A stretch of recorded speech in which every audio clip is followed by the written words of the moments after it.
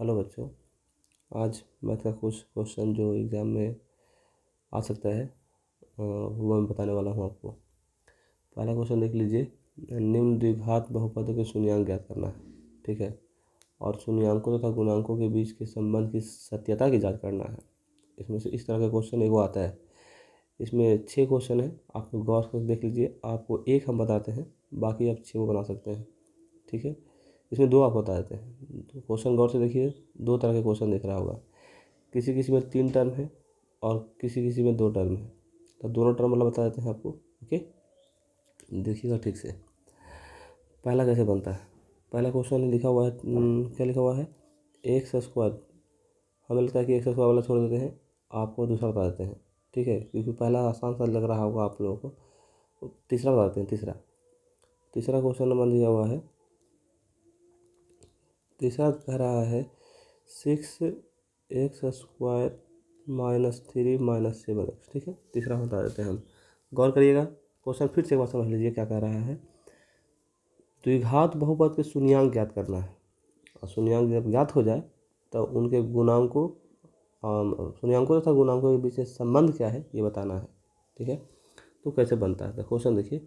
मैंने लिखा था यही तीसरा नंबर, तीसरा सोल्यूशन 6x² -3 - 7। इसको गौर से देखिए, ये बढ़ते क्रम में या फिर घटते क्रम में नहीं है, ठीक है। 2 के बाद 0 हो गया, 0 के बाद 1 है। तो इसको हम सबसे पहले क्या कर लेंगे कि इसको हम घटते क्रम में लिख लेंगे। 7 को आगे ले आएंगे, 3 को पीछे रख देंगे, ठीक है।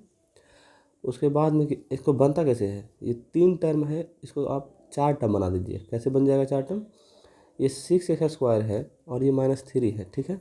ये मतलब शुरू वाला को और अंत वाला को गुना करिए। कैसे, 6x² गुने -3। ध्यानपूर्वक देखते रहिएगा। छोटिया 18 हो गया, लेकिन माइनस यहाँ प्लस, तो प्लस माइनस माइनस होता है, माइनस में आएगा, और x² हो गया। इतना तो क्लियर है। ये जो 18 आप देख रहे हैं, इसको आप इस प्रकार से 2 गुणनखंड के रूप में तोड़िए कि जोड़ उस दोनों के जोड़ें या घटावें तो आपका ये प्राप्त हो जाए, ठीक है। तो पहले गेस करिए कि 18 कैसे मतलब किसको किसको गुना करेंगे 18 होगा। तो 9 दूनी 18 होता है, 6 तिया 18 होता है, 18 गुने 1 18 होता है। मैंने इस 18 को 2 गुणनखंड के रूप में लिखा है ना, 2 संख्याओं के गुणनखंड के रूप में लिखा। कोई दिक्कत। अब आपको क्या करना है, ये दोनों को जोड़ना है। जोड़ के ये पता करना है कि 7 -7 लग रहे हैं, तो -7 आएगा। तो 18 में से 1 जोड़े, 18 में जोड़ देंगे 1 तो हो जाएगा 19, और घटा देंगे तो 17। -7 तो नहीं आया ना, तो ये हमारे काम का नहीं है, ये हमको आंसर नहीं देगा। वैसे गुना करने पर 18 आ रहा है, -18 आ रहा है, -18 यानी कि माइनस लगा देंगे तो -18 आ जाएगा, वो तो बात की बात है। लेकिन 18 गुने 1 कर दिए तो 18 आ रहा है, लेकिन यहाँ पे आना चाहिए 7 भी। अगर जो 7 दे दे और गुना करने पर 18 आ जाए तो उसको यहाँ पर रख देंगे। तो ये तो नहीं आया। अब इसको देखते हैं। छोटिया 18, ठीक है। और इसको जोड़ेंगे तो 9, और घटावेंगे तो 3, ये भी 7 हमको नहीं दिया, ठीक है। इसको देखते हैं। 9 2 11, 9 2 11 जोड़ने पर तो 11 आ रहा है, लेकिन घटाएंगे तो आ जाएगा कितना, 7। लेकिन -7 है, तो आप ही बताइए, माइनस रहने के कारण हमको 9 को माइनस में रखना होगा और 2 को प्लस में रखना होगा, तब जाके ये माइनस बन जाएगा। हमें लगता है इतना आपको समझ में आ गया होगा।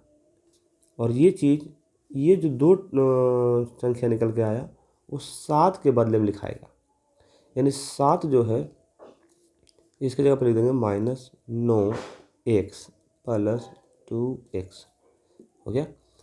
तो ये इतना कर दिया मैंने, तो इतना किया, तो ये इसमें घटाएंगे तो आ जाएगा कितना, -7। इसको गुना करके देखिए, माइनस प्लस माइनस, 9 दूनी 18 और x गुने x² गुना करने पर ये वाला आ जा रहा है और घटाने पर ये वाला आ जा रहा है, ठीक है। अब ये जो हमने इसको और इसको छोड़ दिया था, इसको आगे है तो आगे रहने दीजिए, और इसको पीछे है तो पीछे रहने दीजिए, ठीक है। अब हमने 4 टर्म बना दिया छोटू। अब विचार करने वाला बात है कि यहाँ पे जो 4 टर्म में से 2 टर्म, ये पहला वाला और आखिरी वाला, इसमें से आपको क्या करना है, कॉमन लेना है। तो शुरू में लिखा हुआ है 6x² -9x। इनमें से आपको ऐसा कौन सा संख्या है तो इन दोनों को ऐसा कौन सी संख्या जो विभाजित कर सकती है, दोनों को काट सकती है, ऐसा कौन सा संख्या, यानी कॉमन लेना है। सबसे बड़ी संख्या इसको काटने वाला कौन है, 3। 3 जो है 6 को भी काट सकता है और 9 को भी काट सकता है। तो आपको क्या करना है, 3 को, 3 का पहाड़ा में 6 आता है, 3 के पहाड़ा में 9 भी आता है। तो आपको क्या करना है, 3 बाहर हो जाओ, दोनों में 3 है ना, 3 तो दोनों में है। उसके साथ साथ 3 के साथ साथ देखिए ना, एक यहाँ 2 है, यहाँ 1 है, तो दोनों में भी x है। तो वैसे सबसे कम x है, एक ही वो है, तो इस x को हम बाहर कर लेंगे। जैसे ही बाहर कर लिए तो इस 6 था, 3 बाहर कर लिया तो 2 बचेगा, क्योंकि 3 दूनी 6 होता है ना। और x 2 को था, 1 को बाहर किया, 1 को बचेगा, 1 को बचेगा, ओके।